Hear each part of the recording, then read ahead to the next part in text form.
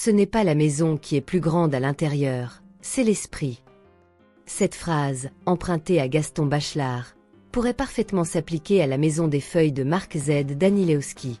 Imaginez-vous marchant dans une maison qui semble normale, jusqu'à ce qu'une porte mystérieuse vous mène dans un couloir qui n'existait pas la veille. C'est le début d'une aventure vertigineuse où réalité et folie se confondent.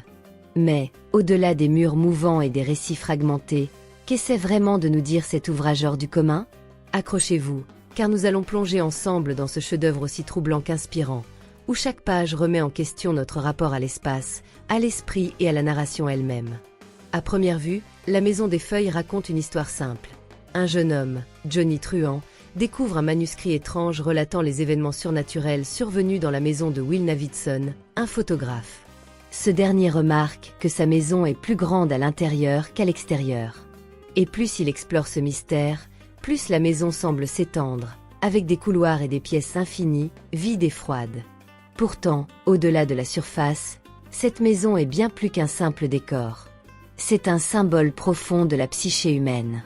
L'idée d'une maison qui se transforme selon l'état émotionnel ou mental de ses habitants a fasciné des philosophes comme Bachelard, dans la poétique de l'espace.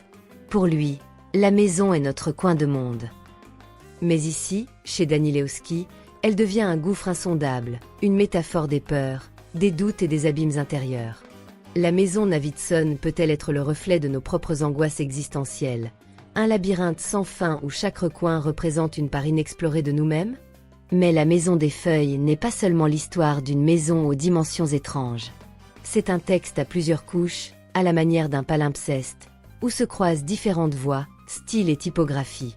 À travers ces récits entremêlés, le lecteur est constamment défié. Quelle est la part de vérité dans ces histoires? Quelle est la place du lecteur dans tout ça?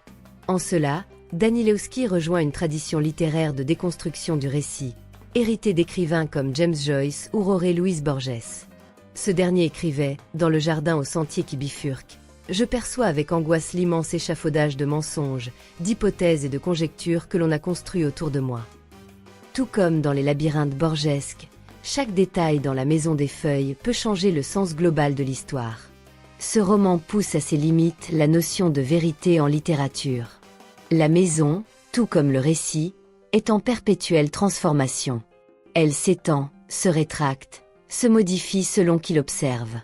En lisant, nous nous perdons dans ces corridors textuels, tout comme les personnages se perdent dans ces couloirs physiques. Si La Maison des Feuilles a tant marqué, c'est aussi parce qu'elle interroge profondément le rôle du lecteur. Danilewski ne nous offre pas un texte que l'on peut simplement lire, passivement. Il faut s'engager, enquêter, tourner le livre dans tous les sens, parfois littéralement, pour suivre le fil des récits entrecroisés. Certaines pages ne contiennent que quelques mots, d'autres sont remplies de annotations sur des notes déjà commentées. Cette approche interactive rappelle les théories de Roland Barthes dans Le plaisir du texte, où il suggère que l'acte de lire est aussi un acte de création. Selon Barthes, la lecture est l'espace d'une jouissance plurielle. Ici, le lecteur n'est pas seulement un réceptacle passif, il devient un acteur, voire un explorateur dans ce dédale littéraire. Ainsi, ce roman bouleverse les conventions narratives. Ce n'est pas seulement l'histoire de Navidson ou de Johnny Truant, c'est aussi notre propre histoire, celle que nous créons en décryptant les indices laissés par l'auteur. La Maison des Feuilles n'est pas un roman facile. C'est une expérience, une invitation à explorer des territoires à la fois littéraires et psychologiques. Un puzzle à la logique incertaine qui pousse le lecteur à remettre en question la nature même de la réalité et du récit. Dans ce sens, il reflète notre propre quête de sens dans un monde complexe et parfois insondable. Alors, en fermant ce livre, que reste-t-il? Une maison infinie, un labyrinthe mental, ou une fenêtre ouverte sur nos propres doutes?